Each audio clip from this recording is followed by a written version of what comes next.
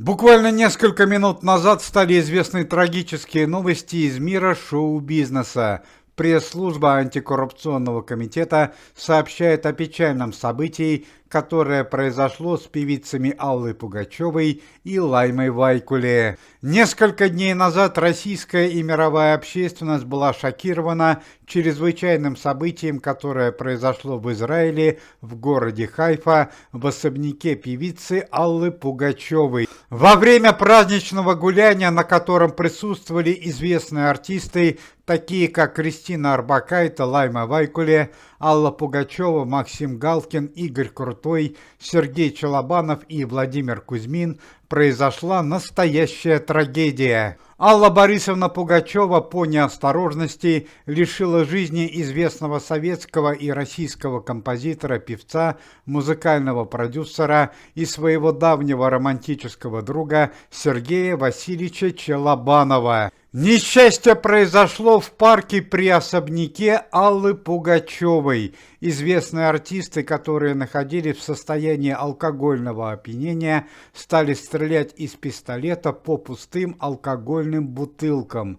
Когда пришла очередь Аллы Борисовны Пугачевой, она по неосторожности нанесла смертельное ранение Сергею Челобанову. Сергея Васильевича Челобанова спасти не удалось, его тело было доставлено в Москву, и сегодня утром 63-летнего артиста похоронили на Веденеевском кладбище столицы. А вот против участников вечеринки в особняке Аллы Пугачевой израильская полиция возбудила уголовные дела. Все участники вечеринки на данный момент находятся в Израиле под подпиской о невыезде, а вот певицы Алла Пугачева, Лайма Вайкуле и Кристина Орбакайте, как главные виновники трагедии, угодили в камеру временного задержания, что закончилось для них самыми печальными последствиями. Израильской полиции удалось выяснить, что певица Лайма Вайкуле являлась организатором мероприятия. Она предложила гостям вечеринки устроить стрельбу по бутылкам. Огнестрельное оружие принадлежало певице Кристине Орбакайте, а Алла Пугачева стала главным виновником трагедии. Поэтому все три артистки были отправлены в камеру временного задержания. Уже в камере израильской полиции у трех певиц возник серьезный конфликт. Кристина Орбакайте встала на сторону своей матери Аллы Пугачевой, и две певицы стали обвинять Лайму Вайкуле в том, что она предложила организовать подобное мероприятие. Несмотря на то, что до недавнего времени Алла Пугачева и Лайма Вайкуле являлись близкими подругами, между ними возникла серьезная ссора, перешедшая в потасовку, в результате которой Алла Пугачева нанесла тяжелую травму Лайме Вайкуле.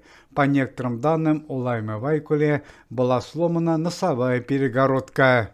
На данный момент израильская полиция определяет дальнейшую судьбу известных певиц и может грозить разное наказание: крупный денежный штраф, условное лишение свободы и даже реальный уголовный срок.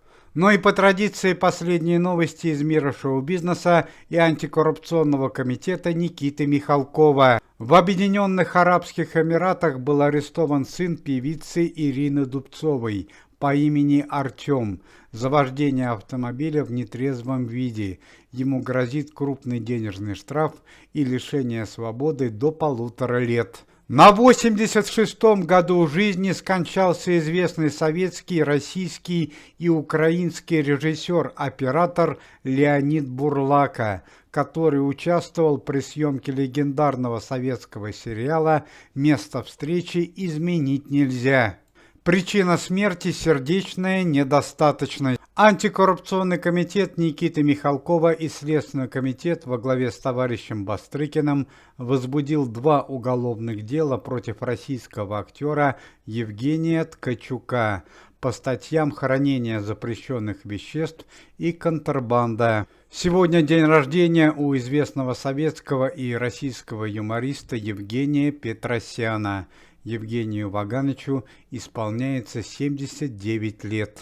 Уважаемые зрители, если вы желаете выздоровления членам комитета и поддерживаете их деятельность, то можете поставить лайк под видео и написать поддерживающий комментарий.